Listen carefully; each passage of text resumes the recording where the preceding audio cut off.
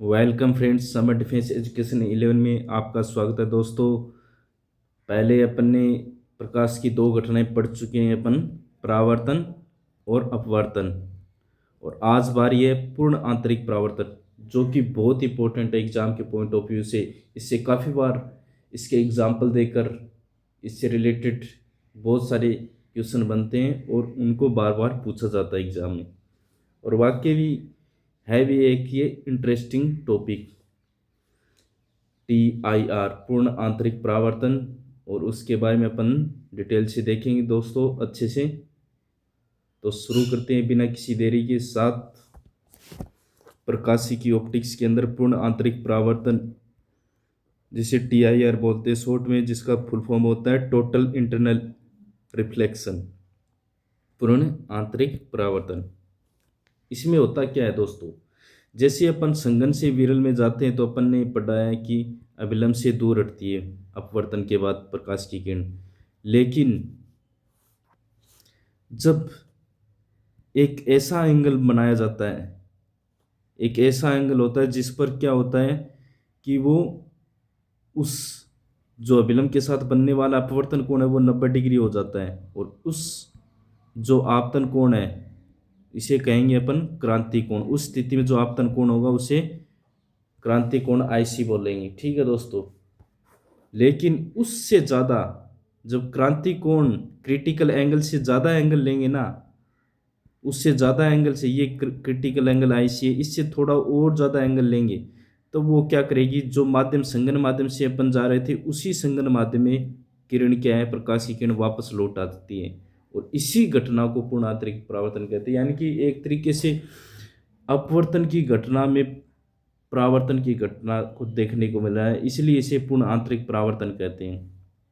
यानी कि पूर्ण रूप से आंतरिक परावर्तन, यानी कि होनी तो चाहिए अपवर्तन की घटना, लेकिन एक निश्चित एंगल, जिससे ज़्यादा एंगल पर, मतलब क्रांति कोण से अधिक कोण पर जब प्रकाश की किरण आपतित होगी तो वो उसी माध्यम में वापस लौट आती है। और यही घटना क्या कहलाती है, पूर्ण आंतरिक परावर्तन कहलाती है, जिसका यूज दैनिक जीवन में बहुत इंपॉर्टेंट अपने लाइफ में, ठीक है। जैसे समुद्रों में केबल वगैरह डाली रहती हैं, फाइबर वाली, फाइबर केबल, ऑप्टिकल फाइबर, उनसे जो सिग्नल पहुंचते हैं, अपना जो इंटरनेट कनेक्टिविटी है, जो उससे सिग्नल पहुंचने की जो गति है वो बहुत फास्ट होती है। और वो किस पे डिपेंड करती है, वो पूर्ण आंतरिक परावर्तन की घटना पे डिपेंड करती है। यानी कि उसको, सिग्नल को इस एंगल पर उस केबल में डाला जाता है कि वो इस प्रकार से पूर्ण आंतरिक परावर्तित करता हुआ अपने तक पहुंचता है, तभी तो पॉसिबल है।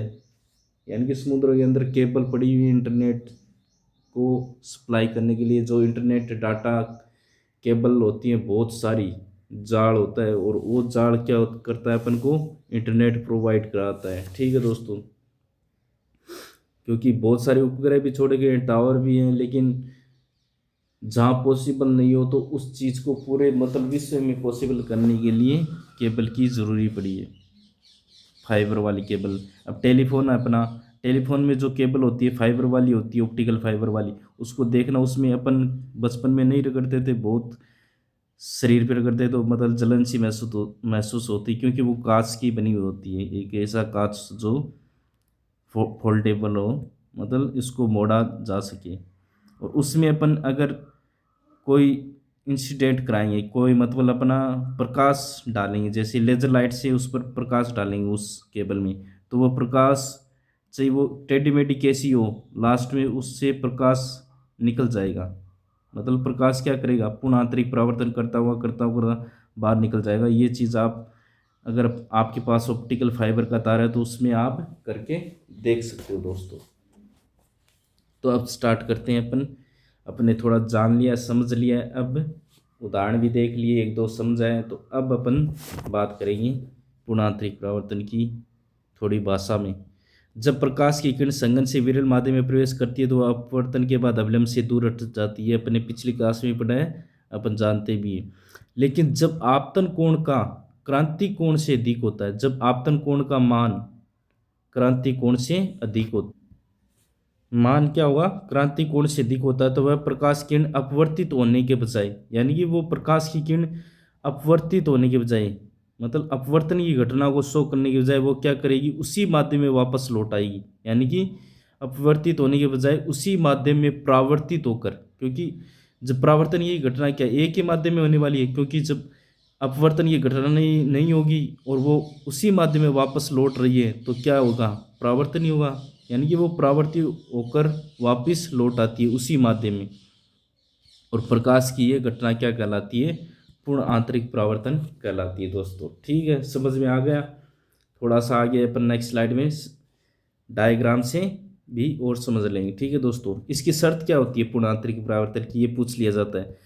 प्रकाश संघन से विरल माध्यम में जाना चाहिए, ये इंपॉर्टेंट है, ध्यान रख लेना दोस्तों। पूर्ण आंतरिक परावर्तन के लिए क्या होना चाहिए, प्रकाश संघन से विरल माध्यम में जाना चाहिए, यानी संघन से विरल माध्यम में जाना चाहिए। और आपतन कोण का मान क्रांति कोण से अधिक होना चाहिए, यानी क्रिटिकल एंगल से ज़्यादा होगा तभी तो वो परावर्तित होगी, उसी माध्यम में वापस लौटेगी। अगर क्रांति कोण से कम एंगल पर अपन इंसिडेंट करवाएंगे तो वो अपवर्तित हो जाएगी। परावर्तित तभी होगी जब वो क्रांति कोण से अधिक एंगल पे, यानी कि जो इंसिडेंस एंगल है, एंगल ऑफ इंसिडेंस, आपतन कोण है ना, उससे ज़्यादा, आपतन कोण का मान किससे ज़्यादा होना चाहिए, क्रांति कोण, क्रिटिकल एंगल से ज़्यादा होगा, तभी वो पूर्ण आंतरिक परावर्तन की घटना को शो करेगी। ठीक है दोस्तों, अब चलते अपन नेक्स्ट स्लाइड पे, अपन देखेंगे इसको डायग्राम से पूर्ण आंतरिक परावर्तन को। अब ये क्या होता है, ये अपवर्तक सतह होगी। ठीक है दोस्तों, ये विरल माध्यम हो गया, संघन माध्यम हो गया। अपन चलेंगे संघन से विरल की ओर, तभी तो पूर्ण आंतरिक परावर्तन की घटना होगी। अब देखो ये अभिलंब हो गया। सबसे पहले मैंने क्या किया, अब मान लो यहाँ पर कोई प्रकाश की किरण आपतित होती तो वो अपवर्तित हो जाती। ठीक है दोस्तों, विरल से संघन में जा रही है तो दूर हट जाती। लेकिन जब एंगल बढ़ाते जाएंगे, लेकिन एक ऐसा एंगल आएगा, एक ऐसा एंगल आएगा जब वो क्या होगी, विरल माध्यम में न जाकर वो उसका जो अपवर्तन कोण है वो क्या हो जाएगा, 90 डिग्री हो जाएगा। यानी कि ऐसा आपतन कोण जिस पर अपवर्तन कोण का मान 90 डिग्री हो जाए।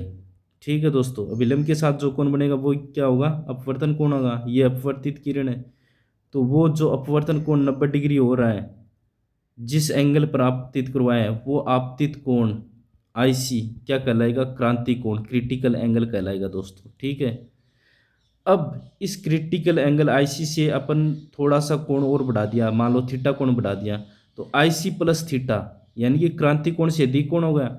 अब इस कोण से अपन प्रकाश की किरण को क्या कराएंगे, आपतित करवाएंगे संघन से विरल में, तो क्या होगी, वो विरल माध्यम में नहीं जाएगी, संघन माध्यम में ही टकराकर परावर्तित होकर वापस संघन माध्यम में ही लौट आएगी।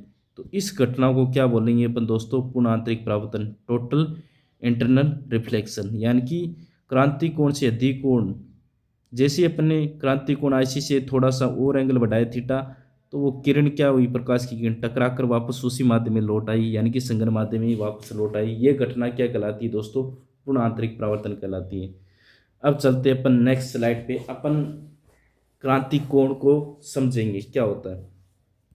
वैसे तो बता दिया है, ज़्यादा समझने की जरूरी नहीं है, लेकिन उसमें जो ये फार्मूला है इसको ही समझना है मैंने। तो जब प्रकाश किरण संघन से विरल माध्यम में प्रवेश करती है तो आपतन कोण का वह मान जिस पर अपवर्तन कोण, तो क्या हो जाएगा, अपवर्तन कोण 90 डिग्री हो जाएगी। यानी कि पहले अपन ने डायग्राम से भी देख लिया, यानी कि जब आपतित किरण को ऐसा आपतन कोण जिस पर अपवर्तन कोण का मान 90 डिग्री हो जाए तो वो क्या कहलाएगा, आपतन कोण, क्रांति कोण कहलाएगा। क्रांति कोण को किससे डिनोट करते हैं, आईसी से। ठीक है दोस्तों, और क्रांति कोण आईसी की ज्या किसके बराबर होगी, साइन आईसी बराबर किसके होगी, N2 बटा N1।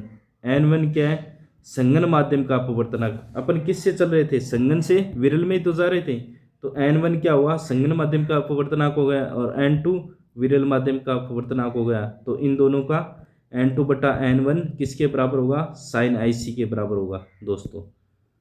ये है, थोड़ा सा डायरेक्ट पूछा जा सकता है ऐसा, इस किसके बराबर होगा, साइन आईसी, तो N2 बटा N1, ये ध्यान रख लेना।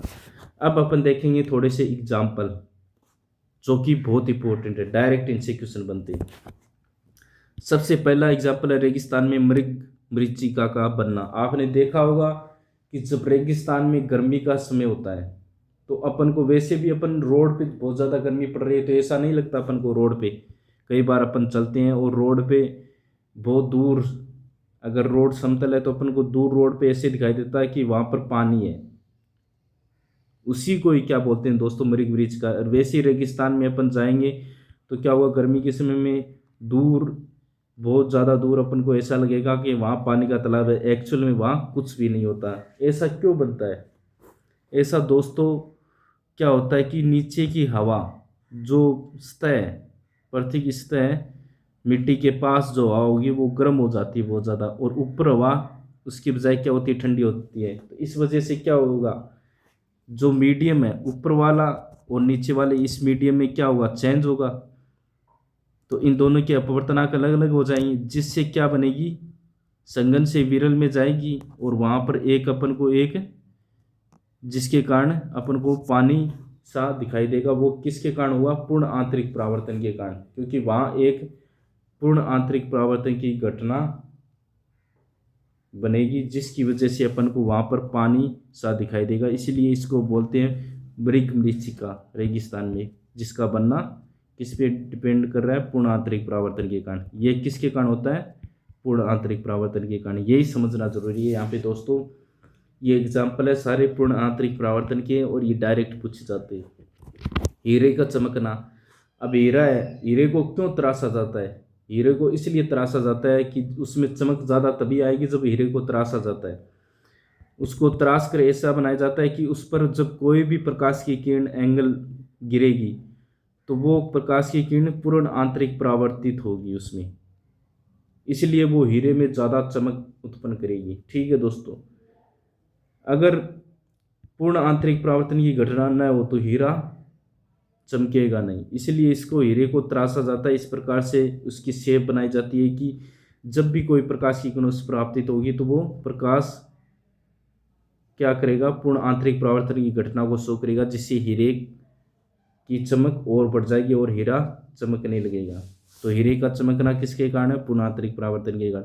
प्रकाशिक तंतु, ऑप्टिकल फाइबर इसी सिद्धांत पर कार्य करते हैं। जो प्रकाशिक तंतु किस में होते हैं, इस प्रकार से होते हैं, तो उसमें क्या होता है, ये मान लो प्रकाशिक तंतु, उसके अंदर जो प्रकाश है इस प्रकार से एंगल से किया जाता है उसको आपतित, कि वो पूर्ण आंतरिक परावर्तन की घटना को शो करे। यानी कि सिग्नल को भेजने के लिए उसको, उस सिग्नल को इस प्रकार से आपतित करवाया जाता है कि वो पूर्ण आंतरिक परावर्तन की घटना को शो करे। इसीलिए तो इंटरनेट कनेक्टिविटी के लिए मैंने पहले भी बताया था स्टार्टिंग में कि समुद्रों में केबल बिछाई जाती है, और अपना जो टेलीफोन वाला वायर होता है उसमें भी, अभी तो मोबाइल चल गए तो टेलीफोन वाली केबल आती नहीं है, पहले घरों में मतलब टेलीफोन वाली केबल लगी होती, तो उन केबलों में भी सिग्नल किस पे आधारित थे, प्रकाशिक तंतु ऑप्टिकल फाइबर थे, जिसमें वो टोटल इंटरनल रिफ्लेक्शन यानी कि पूर्ण आंतरिक परावर्तन के सिद्धांत पर ही काम करते थे।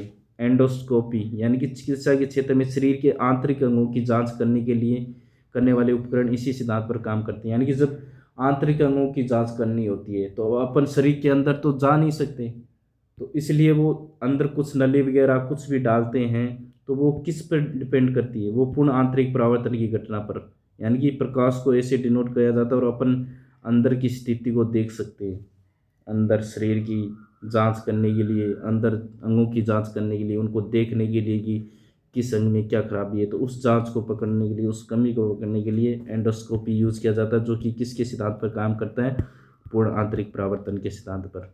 ठीक है दोस्तों, पानी में डूबी कांच की छड़ का चमकीला दिखाई देना, आप यह प्रयोग कर सकते हो। यानी कि जब कोई छड़ हो, परख नली वगैरह या कुछ भी हो, तो उसको आप डालना पानी के अंदर, कांच का गिलास लेना, उसमें पानी डालना, उसमें छड़ डालना, फिर वो चमकीली दिखाई देगा। उसके पीछे का रीजन भी क्या है, पूर्ण आंतरिक परावर्तन के कारण। ठीक है दोस्तों, तो इस प्रकार से पूर्ण आंतरिक परावर्तन यानी कि अपने मतलब चिकित्सा के क्षेत्र में भी इसका यूज होता है, संचार क्षेत्र में भी इसका यूज होता है प्रकाशिक तंतु के रूप में, और डायमंड वगैरह इनको तराशने में, चमकाने में भी, मतलब अपनी ज्वेलरी अपनी उसमें भी यूज़ हो रहा है। और जो कुछ भ्रम पैदा हो रहा है अपना, उस भ्रम को दूर करने का, जैसे मृग मरीचिका पानी दिखाई देना दूर, तो वो चीज़ें तालाब जैसा दिखाई देना, वो चीज़ें भी भ्रम दूर करने में भी इस सिद्धांत का उपयोग हो रहा है, यानी कि किस प्रकार से ये इम्पोर्टेंट है अब आप समझ सकते हो दोस्तों। और उम्मीद है कि इस वीडियो के बाद सारे भ्रम भी दूर हो जाएंगे और जो जितनी ये घटनाएं हैं उनके बारे में भी आपका नॉलेज बढ़ेगी, ये किस चीज़ पर काम करती हैं, जो अपन दैनिक जीवन में यूज़ करते हैं, तो वो सब चीज़ें भी अपन को समझ में आ जाएंगी। तो उम्मीद है कि आप अच्छे से इस पार्ट को समझेंगे, टोटल इंटरनल रिफ्लेक्शन को, और अपनी तैयारी को और बूस्ट करेंगे और बेसिक को और मजबूत करेंगे, ताकि अपना एग्ज़ाम में कोई क्वेश्चन गलत नहीं हो। और कंटिन्यू प्रैक्टिस करते रहिए दोस्तों, ठीक है। और ज़िंदगी है, एक बार मिली है तो अपने अंदाज से जियो और अपना हौसला बनाए रखो। जो भी मुकाम हासिल करना है, जो भी ड्रीम गोल डिसाइड किया उसको हासिल करना है, बस मन में यही ठान लेना है, ठीक है दोस्तों। मिलते फिर नेक्स्ट वीडियो में, तब तक के लिए नमस्कार, जय हिंद, जय भारत दोस्तों।